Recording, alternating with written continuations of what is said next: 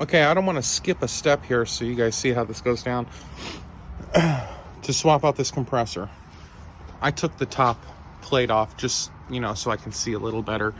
You're going to want to pop out your coolant reservoir, 112 millimeter. Just pull this guy out.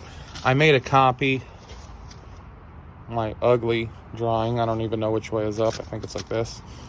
Just basically my belt orientation. You're going to want to pull this lower shroud out from the front. You're also going to want to take the tire off, throw it on the jack stand. Pull that shroud out from there.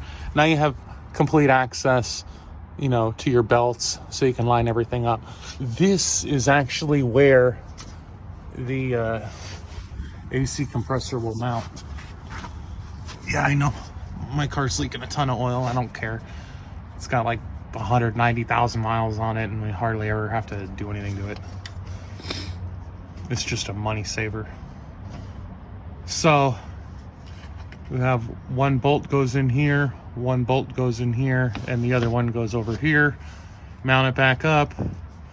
Then after I mount it, I'll go ahead, change out my gaskets on the high and low, and then screw them on at the end. And that's pretty much it. I think the tensioner may have been this one or one up higher, but I'll get to it when we do the install. Okay, for the install of the compressor, you want to keep it as simple as possible. Same thing for removing it. 12 millimeter socket, ratchet, swivel. Do all your work from underneath and save yourself the headache. Here's the compressor. Here's one bolt. Here's the other bolt. And the other one is just up here, and you can easily reach it. I'm actually pointing at it right there. You can take care of everything from down here, as well as your two lines. You're going to get one line with your 13 swivel right here. There it is. And the other line's a little harder to access. It's over here, but if you actually put your ratchet up in this direction, you'll be able to get a hand on it. Now don't plug your plug in yet on your new one. Wait until you get both your lines fed in there. I'm gonna work with the highest side first, and then I'll work with this one up top first, and I'll switch over to the bigger one that seems a little easier to get to, which is right there. So again, I'm gonna start with this one first. I'm gonna leave that plug off, and then I'm gonna do that one last. And then of course put my belt on last. And everything's with a 12 millimeter and a swivel. It's tight, just take your time. Here's a better angle of the compressor through the driver's side, passenger side tire. 12 millimeter here, another 12 millimeter up on top here, and the last one easy to access on the back side there. Now up top you can see this port for either the high or low side, and the other port just beyond it. I'm going to do that one first, this one last, since it looks like it's easier. Okay, we're all in and mounted. It's down there. Both lines are connected to it. There were 12 millimeter bolts each, and then you plug in your power line to that.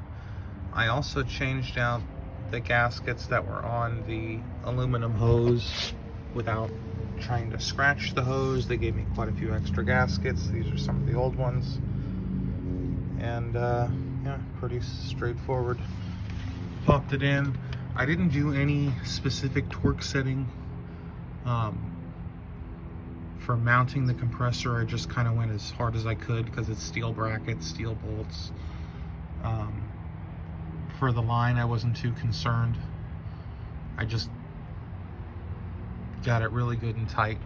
Now the belt, I already wrapped back up into place. This is my tensioner, this one down here, and that's going to be a 16-inch crow's foot that I'm going to use because I can't get a socket narrow enough to get in between there and the frame, or, you know, this aluminum body. But yeah, I followed my diagram. Belt's all wrapped up. That's the last piece. Once they get that on, I can go ahead and pull this socket, this extension piece out, and wrap my belt around the power steering pump. So a crow's foot, if you don't know what it is, a 16-inch crow's foot is this guy right here.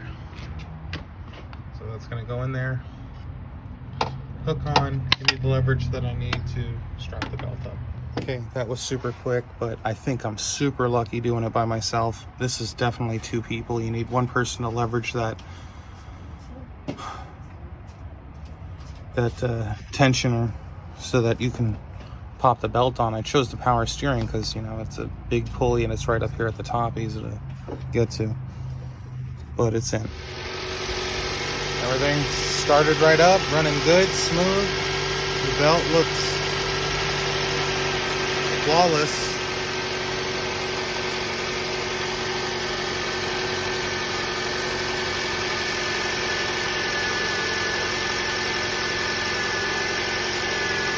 None of the pulleys felt loose at all to where I'd need to change them. No playing anything. So just gonna go with this. Let me just tap the AC on, see if I can hear any pressure difference, which I probably shouldn't because there's no pressure in the system.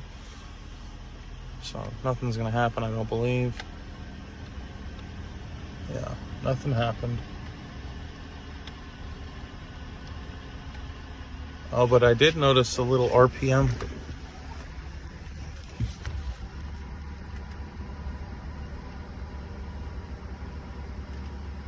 Yeah, so the RPM does tip just a little bit because of the added pressure when the compressor turns on. But there's not going to be that much pressure in the compressor because it's not a charged system. So next up, take it to the AC guy, charge it up, 80 bucks. Put your cover back on, put your tire back on, you're done.